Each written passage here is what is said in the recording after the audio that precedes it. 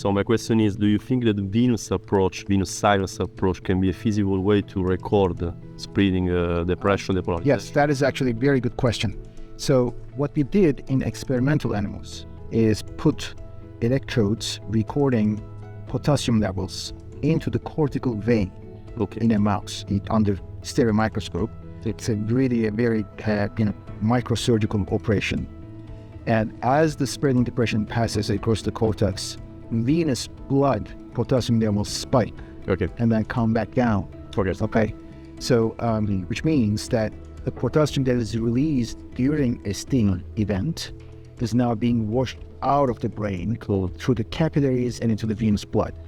It's a very potent clearance mechanism because it's an infinite sink that you cannot saturate flowing blood, right? The more you dump, the more it's washed away by the blood.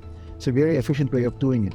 Now in the human, you would have to go into not just sagittal sinus, because sagittal sinus is midline, as there's a lot of drainage and everything of venous return in the sagittal sinus level. If you can actually bend onto a branch of the sagittal sinus, and if a spreading depression happens right at that moment, then I bet you would see a change in potassium levels. But now you don't have a potassium electrode in your catheter. You have to sample tiny amounts of blood every 10 seconds, for example, right? Little tiny amounts of blood every 10 seconds. Consider the dead space, right? And do that maybe for a period of 15-20 minutes, right? Tiny amounts of blood. And then you hope that during that sampling period, you would be recording and detecting that spill of potassium. The other thing that you can do is, if technology exists, you can have an electrode as the tip of the catheter, electrical recording at the tip of the catheter, and then you can, in real time, you should be able to detect the spreading pressure. That's like a stent rod. Sure. But remember, none of those are insulated wires. You have to have a special construction of a tool to allow you to record from inside that vein without getting affected by the electrical noise around that length of catheter at maybe 1 meter, 2 meters, whatever long it is, right?